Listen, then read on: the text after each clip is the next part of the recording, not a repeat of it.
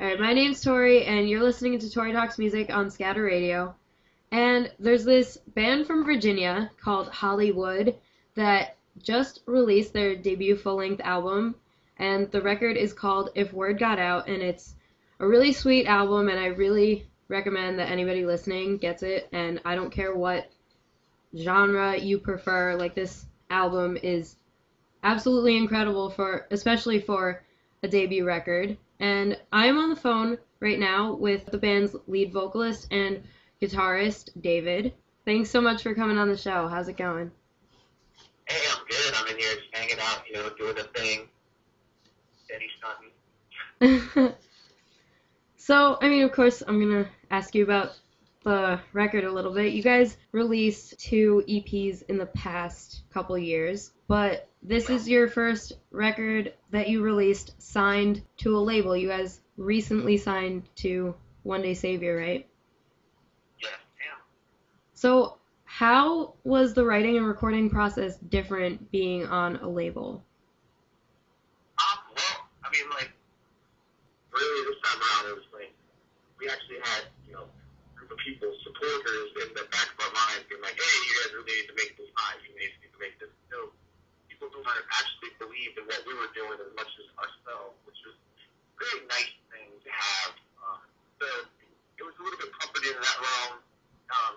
But, we at the same time, was also the first time we were faced with having to meet, like, deadlines and everything like that. In the past, we kind of could do things on our own terms, and it didn't come out that month, or it didn't come out that month, But this time, we actually like to think that we work better under pressure. Well, I speak for myself when I say that, but, so having that extra, like, incentive, that extra push, I think that it really helped the process. You hear all the time about, like, people saying, labels, they, like, force you into one thing or another and make you this and that or another. That wasn't the case with us. We have had a great relationship so far, and it's just been one awesome thing after another. So, yeah, I would say it definitely was a positive reinforcement, if you will, to making better music and bettering ourselves as musicians and everything else.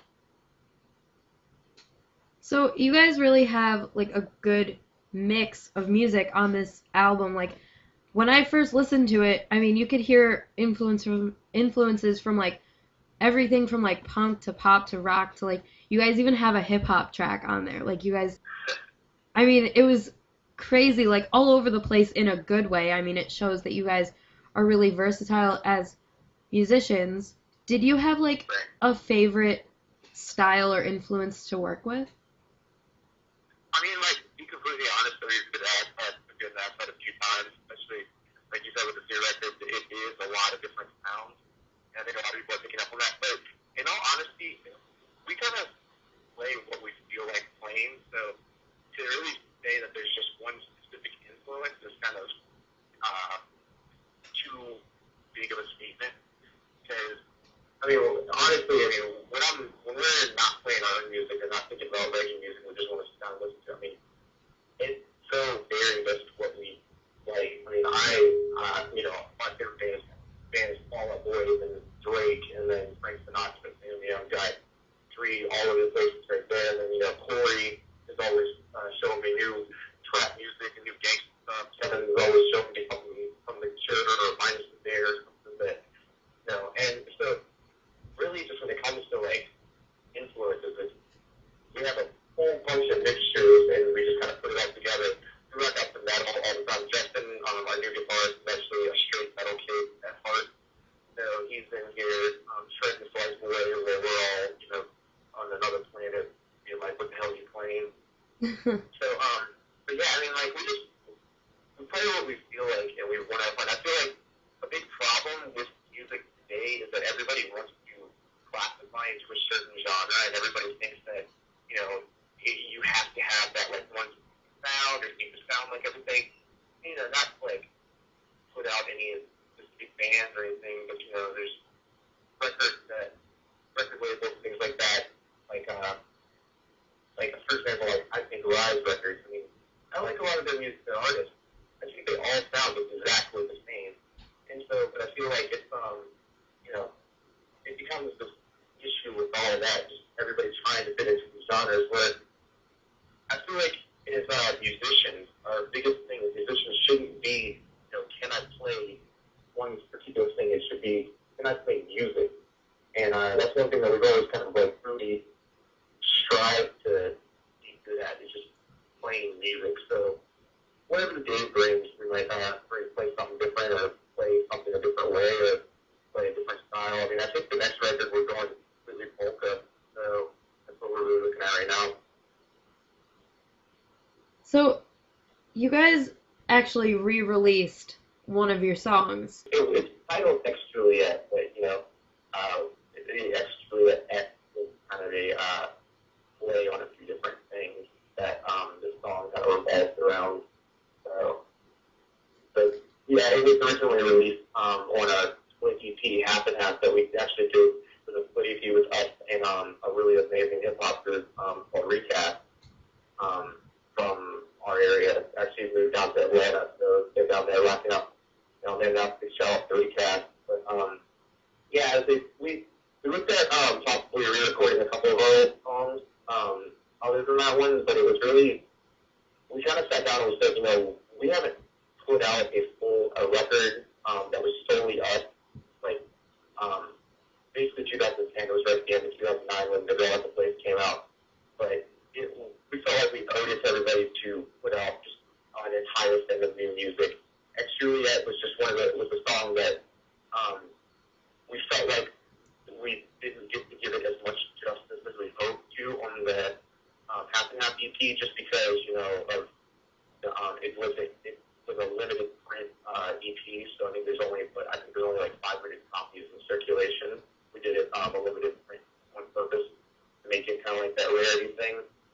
But yeah, so I mean it didn't get as much push as we wanted it to. So we wanted to give it a chance to breathe like all the other songs have. And we're really stoked about the way it got redone and fixed up. I think it sounds absolutely amazing. I don't want to say too much, but there might be a video coming out for it before too long. Can't say too much more than that, but that's cool. That's something to look forward to. Yeah, absolutely. Well, the response to the record as a whole seems to be relatively positive. I mean, I haven't really seen anybody say that it was bad. I mean, it's a really good record. So, and I really like the song. What's that? I said that song is actually one of my favorites off of the album. Yeah, I like it. So you guys have had a ton of publicity. I mean, the record's only been out for like a week, and there's already like a ton of hype about it.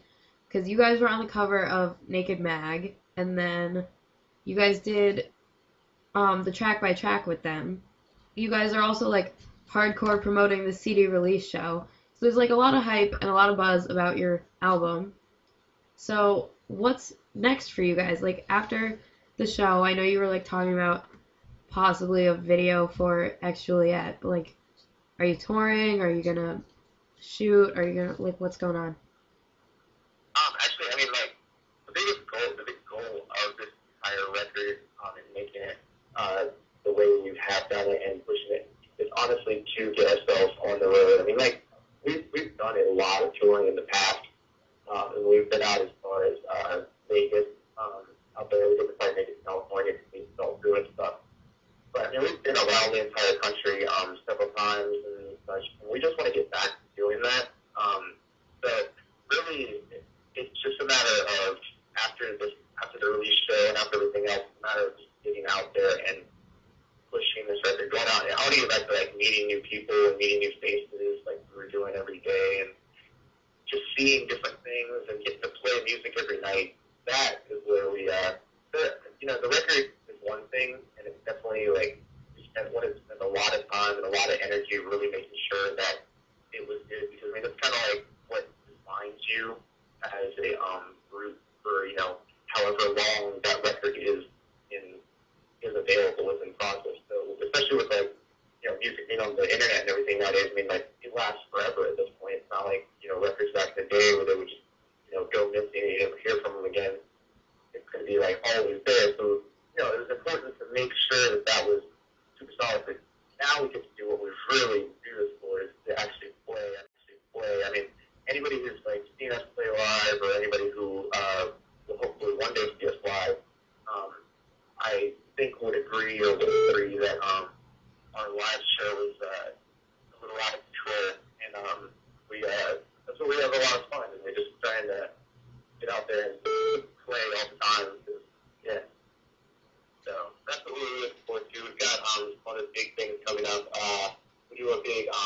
Holly show here in the local area.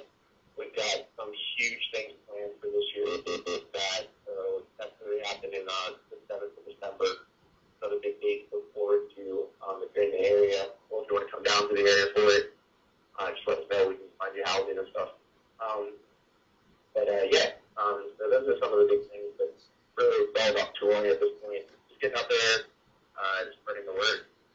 Just word got out, you know.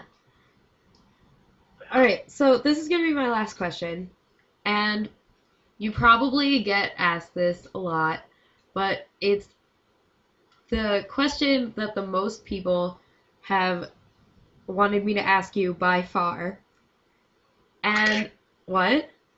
The answer is it's a mixture between berries and it's like special chest hair dandruff ointment that I use. You put it on and it's just great. Yeah, that was totally it. Oh, okay. No, but really, everybody wants to know, who is Holly and what would she do?